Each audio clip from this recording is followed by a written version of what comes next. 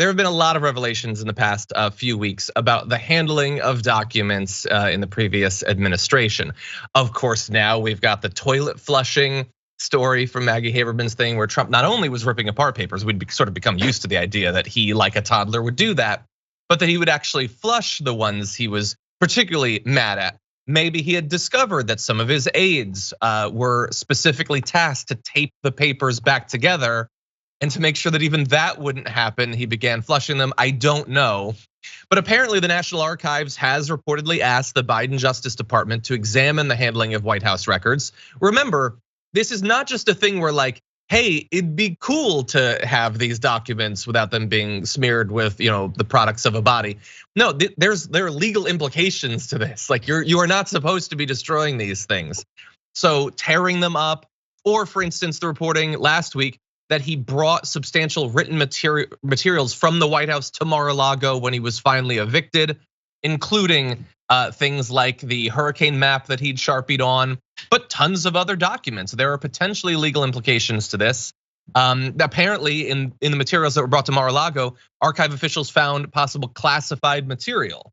But he is not supposed to, they're not like mementos from the set that you just get to take after. Yeah, it's not like a saddle or a trophy or a sharp knife he got from someone on a trip for the Trump Presidential Library. It's not like that. It's like there are actual real government documents that are in boxes in Mar-a-Lago that are just unattended, hanging out in an office somewhere. Yeah, that's probably a bad idea. Yeah, yeah, and like it's not even. Look, I have assured our audience years ago that I would never, ever be fair to Donald Trump. So I'm obviously predisposed to assume the worst. I don't necessarily think that he's doing anything untoward with the materials. I just think, look, he rips up papers because he's a baby. He probably also wants to keep the documents because he's a baby. We found out, by the way, that some of the things that he kept were the letters that Kim Jong-un and he sent back and forth. The ones where he said that they fell in love through that. And apparently, by the way, he still keeps in contact with Kim Jong-un since then. That was revealed in this. I don't know what those conversations are like. But that said, if you're gonna be totally fine with this, and the right wing is 100% fine with all of this, they are not addressing it, let alone having a problem with it. Are they fine with it?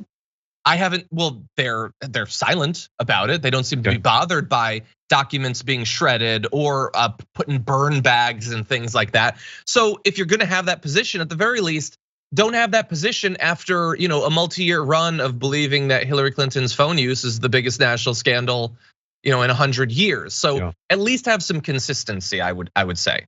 Yeah, I agree. Yeah. But that doesn't surprise me, or anyone probably, right? No, not especially. So that's the serious implication. I want to end, before we go to our first break, I just want to play this next video just because with the new information, it's just fun in hindsight. We won't talk about toilets, but that's 10, 15, but we don't talk about that.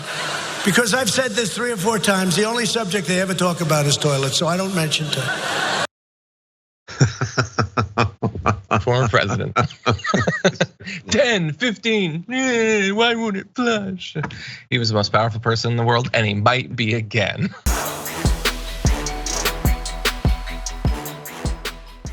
Check out the Damage Report podcast each day, wherever you get your podcasts, whether Pocket Casts or Stitcher or iTunes. You can join me as I give you the news and stories you want, with a range of co-hosts and interview guests jumping in on the fun each day. Again, that's the Damage Report, wherever you get your podcasts. And if you get them at iTunes, don't forget to rate and review. Sometimes I'll read them live on the show.